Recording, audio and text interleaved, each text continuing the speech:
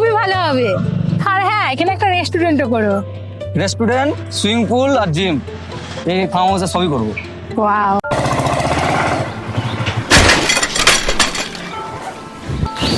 আরে গরিব, তুই দেখতে পাস না গাড়িটা ঠুকে দিলি? হ্যাঁ ম্যাডাম, কিন্তু এটা কি আপনার গাড়ি? পুরো 10,000 টাকা চাই আমার। কি 10,000 টাকা? ম্যাডাম একটুই তো আঁচড় লেগেছে, এর জন্য 10,000 টাকা লাগবে? এ আপনি কেমন ধরনের কথা বলছেন ম্যাডাম? 10,000 টাকা তো আমার কাছে হবে না। আমি এসব কিছু শুনতে চাই না, চুপচাপ চলে যা এখান থেকে। আমি তোর এই গাড়িটা বিক্রি করে সব টাকা আদায় করে নিব। আরে না ম্যাডাম, এরকম করবেন না।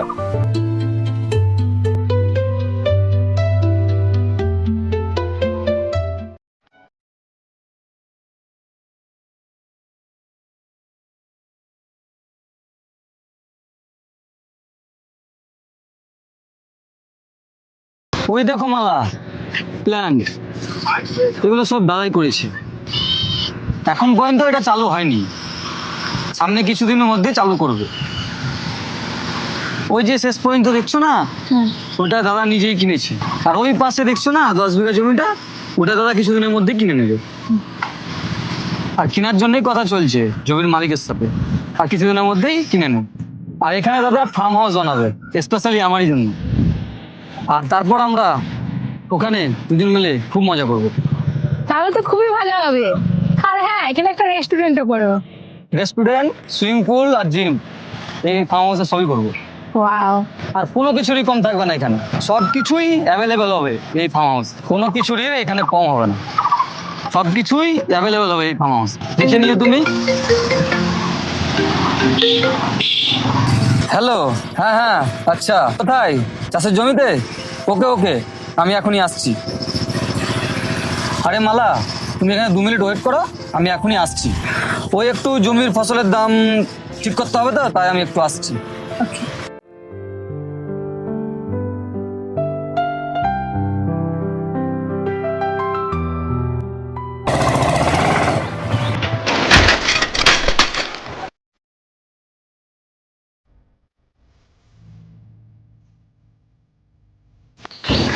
আরে গরিব, তুই দেখতে পাস না গাড়িটা ঠুকে দিলি? হ্যাঁ ম্যাডাম, কিন্তু এটা কি আপনার গাড়ি? হ্যাঁ রে গরিব, এটা আমার গাড়ি না তো কি তোর বাপের গাড়ি নাকি? দেখ এখানে কতটা আঁচড় লেগেছে। এটা সারানোর পয়সা কি তোর বাপ দেবে? ও আচ্ছা ম্যাডাম, এটা তবে আপনার গাড়ি?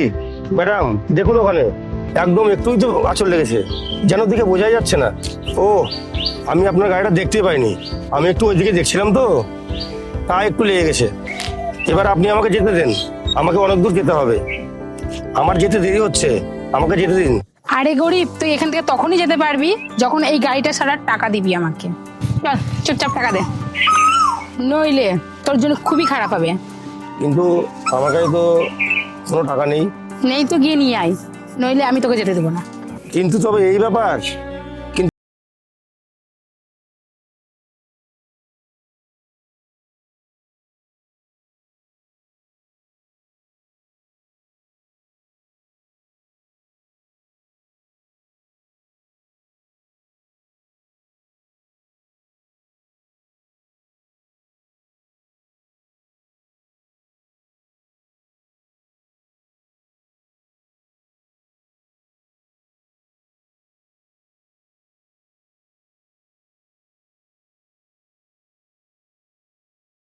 প্লিজ ছেড়ে দিন।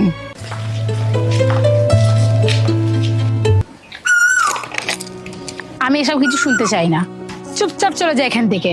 আমি তোর এই গাড়িটা বিক্রি করে সব টাকা আদায় করে নিব। আরে না ম্যাডাম, এরকম করবেন না, চাবিটা দিয়ে দিন দয়া করে। আমার কাছে শুধুমাত্র এই একটাই গাড়ি ম্যাডাম, দিয়ে দিন চাবিটা। আরে দাদা, আরে দাদা তুমি এখানে? দাদা? এটা তুমি কি বলছো? এই গরিবটাকে তুমি দাদা বলছো? এটা তুমি কি বলছো? তোমার মাথা ব্যথা খারাপ হয়ে গেছে নাকি? হ্যাঁ, আমার দাদাকে গরিব বলছো? দাদা? হ্যাঁ, এ আমার দাদা। দাদা তোমার সঙ্গে কোনো খারাপ ব্যবহার করেছে নাকি? কি বলেছে ও তোমাকে? আরে ছোট্টু, আমি এই প্ল্যানটা দেখতে দেখতে যাচ্ছিলাম, তখন বেখেয়ালে এই গাড়িটার পিছনে আমি একটু ঠকেছি, আর একটু আঁচড় লেগেছে এই গাড়িতে। আর এই ম্যাডাম বলছিল এটা আমার গাড়ি, চল গরিব টাকা দে, আর এটা ওটা আরো জানি না কি কি বলছিল। কি তুমি দাদার সাথে এরকম ব্যবহার করেছো? তুমি কি কথাবার্তা বলার আদব কায়দা শিখোনি নাকি? তুমি কি জানো এই প্ল্যান জমি জায়গা সব দাদার, আর আমি এতদিন যার ব্যাপারে বলেছিলাম সেই এই দাদাই। তুমি কি কিছুই জানো না এভাবে কারোর সাথে কথা বলে? আরে ছোট্টু, ছেড়ে দে, এগুলো কোনো ব্যাপার না। আমাকে ক্ষমা করে দিন, আমি আপনাকে চিনতে পারিনি, আমাকে মাফ করে দিন প্লিজ। আর এই গাড়িটা দাদারই, আর দাদার কাছ থেকে উল্টো তুমি টাকা চাইছো? তোমার কি মাথা খারাপ হয়ে গেছে? ছোটু, ছেড়ে দে ওকে, ও আমাকে চিনতে পারেনি, ভুল হয়ে গেছে। কোনো ব্যাপার না ছোটু, অনেক সময় শহরের লোকেরা এরকম ভুল করে থাকে, কোনো ব্যাপার না ম্যাডাম। আর ছোটু, তুই ওই কৃষকদের সাথে কথা বলেছিস তো ফসলের ব্যাপারে? হ্যাঁ দাদা, আমি ওদের সাথেই কথা বলতে গেছিলাম। ঠিক আছে, আমি আজ গিয়ে জমির মালিকের সাথে কথা বলে আসি আর বায়না দিয়ে আসি, তারপর কয়েকদিন পর রেজিস্ট্রি করে নেবো, তারপর কাজ চালু করাবো। ঠিক আছে দাদা। তোর নামেই জমিটা রেজিস্ট্রি করাবো, বুঝলি? ঠিক আছে দাদা। আমি চললাম তবে। দাদা, এর দিক থেকে আমি মাপ চাইছি, ওকে মাফ করে দিও। আরে এটা কোনো ব্যাপার না, সরো ম্যাডাম। এই সরো সরো।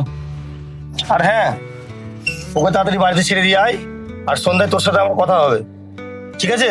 ঠিক আছে।